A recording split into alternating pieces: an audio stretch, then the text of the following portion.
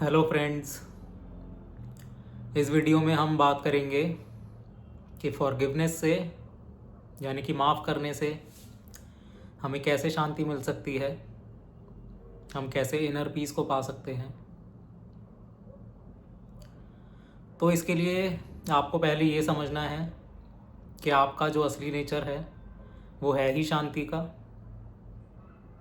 आनंद का और प्यार का। पर आपने इस नेचर को अपनी थॉट से, भारी थॉट से, काफ़ी नेगेटिव थॉट से ढक लिया है। जैसे कि पास्ट की पेनफुल मेमोरीज़, यानी कि कुछ ट्रॉमेटिक इंसिडेंट्स जिन्हें आप अभी तक भुला नहीं पाए हैं, या आप कुछ लोगों से नाराज़ हैं या काफ़ी गुस्सा हैं। वो लोग आपके फैमिली मेम्बर्स भी हो सकते हैं, आपके रिलेटिव्स हो सकते हैं, फ्रेंड्स हो सकते हैं, कोवर्कर्स हो सकते हैं।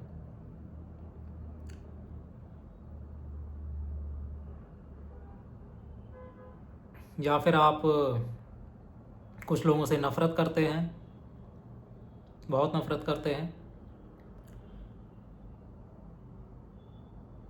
तो ये जो आपकी मेमोरीज़ हैं, यादें हैं, गुस्से वाली, नफ़रत वाली, नाराज़गी वाली, ये सब भारी ऊर्जा वाली यादें हैं, नेगेटिव एनर्जीज़ हैं। जब तक आप इन्हें अपने अंदर से रिलीज़ नहीं कर देंगे, यानी कि छोड़ नहीं देंगे, तब तक आप अपने इनर पीस यानी कि आंतरिक शांति को नहीं महसूस कर पाएंगे। क्योंकि आपको ये यादें बार बार आती रहेंगी और आती ही होंगी, और आप ये खुद भी जानते होंगे। और हो सकता है कि कुछ यादें, कुछ मेमोरीज़ आपकी कॉन्शियस अवेयरनेस में ना हों, यानी कि आप उन्हें जानबूझकर याद ना करते हों, पर वो आपकी बॉडी में स्टोर्ड हैं, सबकॉन्शियस माइंड में स्टोर्ड हैं।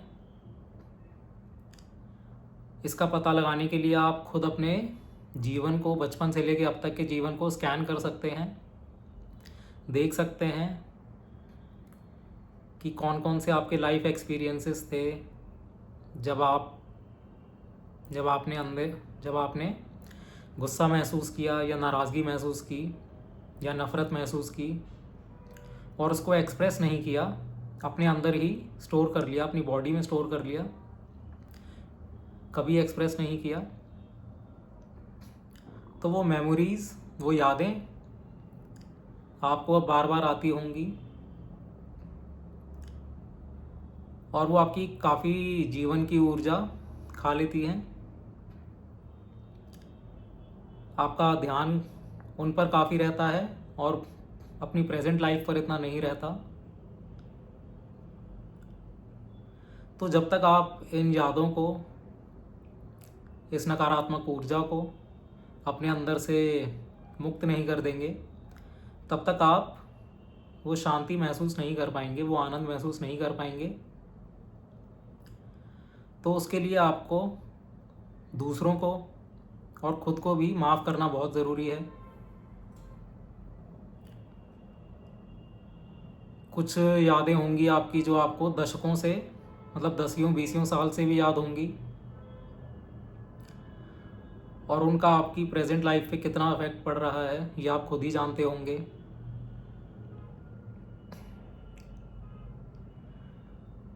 तो इन नेगेटिव मेमोरीज से किसी और का कुछ नहीं बिगड़ रहा, बस आपकी ही लाइफ पे उसका इफेक्ट पड़ रहा है। तो आपको ये रियलाइज़ करना होगा। तो पहला स्टेप किसी को भी माफ़ करने के लिए विलिंगनेस, यानी कि आपके अंदर वो विलिंगनेस होनी चाहिए कि हाँ, मैं दूसरों को माफ़ करना चाहता हूँ, इससे मेरी लाइफ पे काफ़ी असर पड़ा है। तो अगर आप विलिंग हैं तो आपके लिए वो दरवाज़ा खुल जाएगा, ब्रह्मांड आपके लिए वो रास्ता खोल देगा।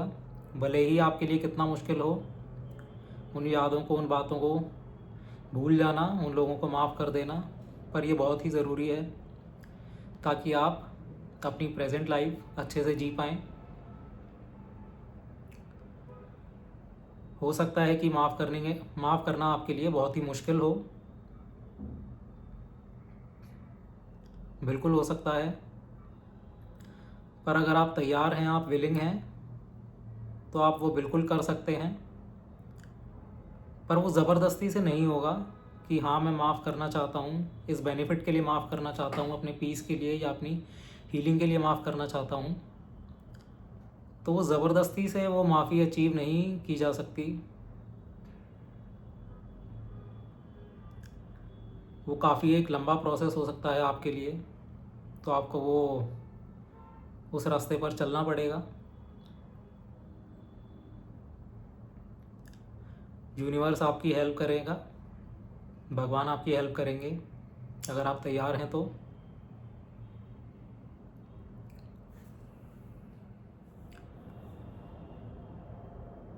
माफ़ी ज़बरदस्ती अचीव नहीं की जा सकती। आपको पहले उस समझ तक पहुंचना पड़ेगा जिससे आप दूसरों के एक्शंस को समझ पाएंगे कि लोगों से बड़ी गलतियां भी हो सकती हैं।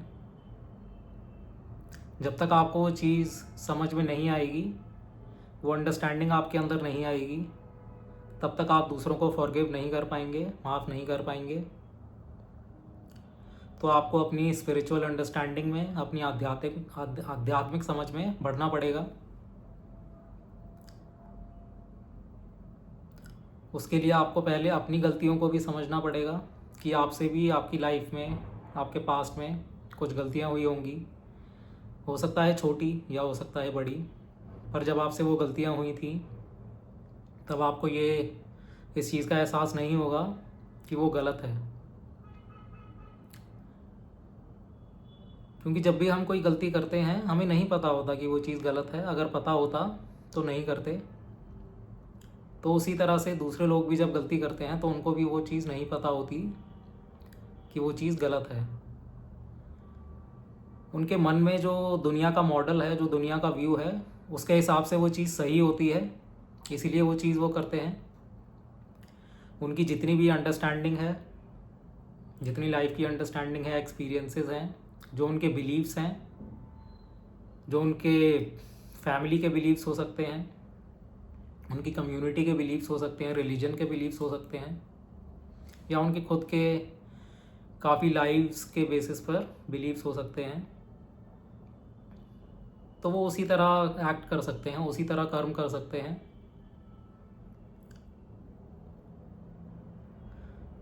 तो वो जानबूझकर गलत नहीं करना चाहते, आपके साथ गलत नहीं करना चाहते, ना आपको जानकर वो दुख पहुंचाना चाहते हैं। तो आपको ये चीज़ समझनी पड़ेगी। जब आप ये चीज़ समझ जाएंगे तभी आप दूसरों को उस समझ से फिर उनके एक्शंस को समझ पाएंगे और माफ़ कर पाएंगे, भुला पाएंगे, लेट गो कर पाएंगे। और वही समझ आपको खुद के लिए भी, अपनी खुद की गलतियों को माफ़ करने के लिए भी हेल्प करेगी।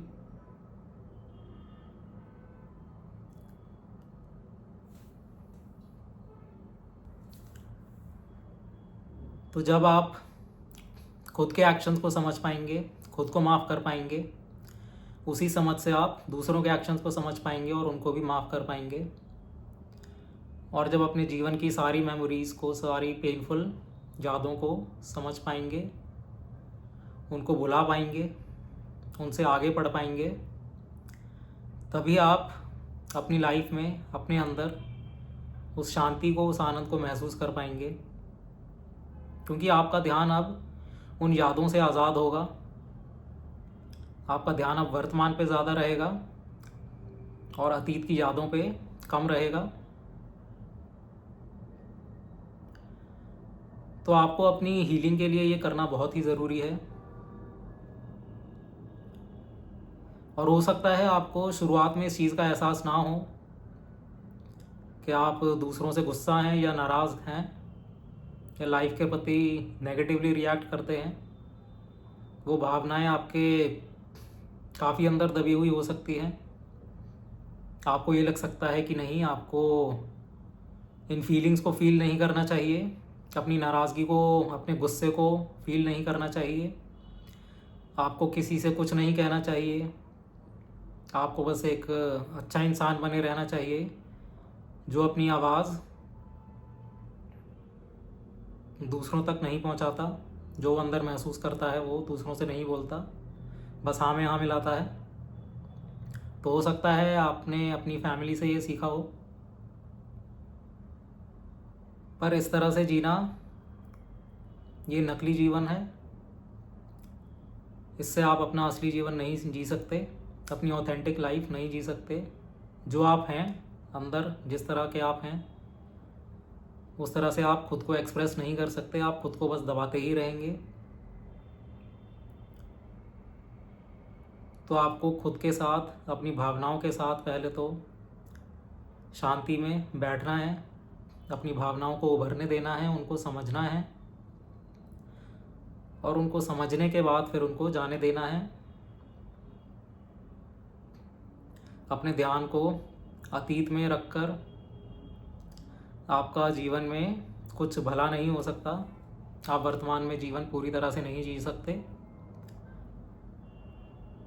और जब तक वर्तमान में आप खुश नहीं रहेंगे, आनंद में नहीं रहेंगे, तो आपका भविष्य भी शांति वाला और आनंद वाला नहीं हो सकता, क्योंकि आपका भविष्य आपके वर्तमान से ही बनता है। अगर आपके पास वर्तमान में खुशी नहीं है, शांति नहीं है, प्यार नहीं है, तो वो आपके भविष्य में भी नहीं होगा। तो आपको अपनी वर्तमान की स्थिति पे ही काम करना है। तो इस तरह आप दूसरों को और ख़ुद को माफ़ करने से काफ़ी हद तक शांति का अनुभव कर सकते हैं अपनी लाइफ में।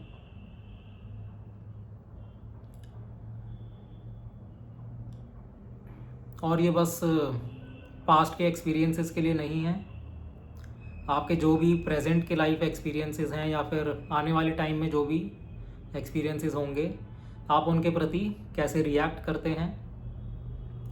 आप वही पुरानी आदतों से, पुरानी पैटर्न से, पुरानी कंडीशनिंग से रिएक्ट करते हैं या फिर कुछ नया चुनते हैं। क्योंकि लाइफ में आपको हो सकता है कुछ ना कुछ ट्रिगर करता रहेगा, पर आप उसके प्रति कैसे रिएक्ट करते हैं। आप गुस्से से रिएक्ट करते हैं या फिर से वही नाराज़गी से रिएक्ट करते हैं, अपने अंदर नाराज़गी भर लेते हैं, या आपके दिल में अभी भी लोगों के लिए नफ़रत है।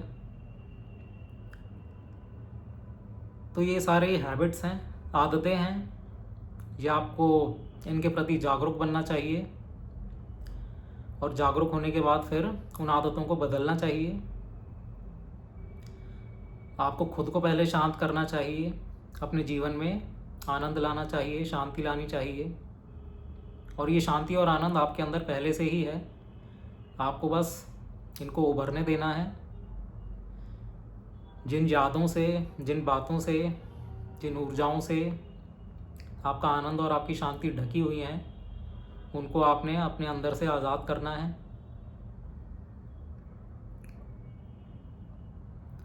और फिर आपकी लाइफ में जितने भी एक्सपीरियंसेस आते हैं, आपको उनके प्रति जागरूक रहना है, और आप किस तरह से उनके प्रति रिएक्ट करते हैं उसके प्रति जागरूक रहना है, और ख़ुद को बदलना है। जितना आप शांति से रिएक्ट करेंगे, उतना ही आप अपनी लाइफ में और दूसरों की लाइफ में, अपने आसपास लोगों की लाइफ में भी शांति ला पाएंगे, शांति फैला पाएंगे और आनंद भी फैला पाएंगे। तो आपका जीवन आपसे ही शुरू होता है, कोई और आपके जीवन के लिए जिम्मेदार नहीं है। जिस तरह की ऊर्जा आप अपने अंदर रखेंगे, उसी तरह की ऊर्जा आपको अपने जीवन में भी देखने को मिलेगी। क्योंकि कर्म का नियम यही कहता है कि जिस तरह की ऊर्जा आपसे बाहर जाएगी, वही ऊर्जा आपके जीवन में वापस आएगी, आपको देखने को मिलेगी। क्योंकि ये ब्रह्मांड, ये यूनिवर्स एक बहुत बड़े आईने की तरह है। यह आपको वो दर्शाता है कि आपके अंदर क्या है, आप अपनी सोच की दुनिया में कैसे हो, आप दूसरों के लिए कैसा सोचते हो, उनको किस नज़र से देखते हो,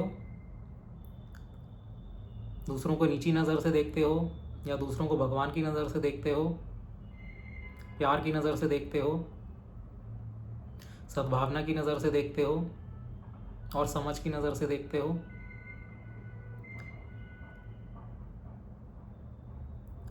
तो जितना प्यार आप खुद को देंगे और अपने आसपास लोगों को देंगे, उतना ही प्यार आपके जीवन में आएगा। ये ब्रह्मांड आपको भी उतना ही प्यार देगा। तो जितना आप प्रेम में बढ़ेंगे, आनंद में बढ़ेंगे, उतना ही आपके लिए आसान हो जाएगा लाइफ की सिचुएशंस को हैंडल करना और लाइफ की सिचुएशन से इंडिफरेंट भी रहना, कि बाहरी चीज़ों से, बाहरी कंडीशन से आपकी आंतरिक स्थिति, आपकी इनर स्टेट, आपकी ऊर्जा पे फर्क ना पड़े। कि बाहर जो भी आपकी बाहरी दुनिया में हो रहा है उसके बाद भी आप शांत रहें, आनंद में रहें और प्रेम फैलाएं, नफरत और नाराज़गी ना फैलाएं, अज्ञानता ना फैलाएं, हर चीज़ को समझ की नज़र से देखें। कि जिस तरह आप अपनी ज़िंदगी में आगे बढ़े हो, गलतियां कर करके आगे बढ़े हो, उसी तरह और लोग भी आगे बढ़ रहे हैं। सबके जीवन पर भगवान की कृपा है, सब अपने जीवन में आगे बढ़ रहे हैं। आपकी ये नज़र होनी चाहिए जीवन को देखने की।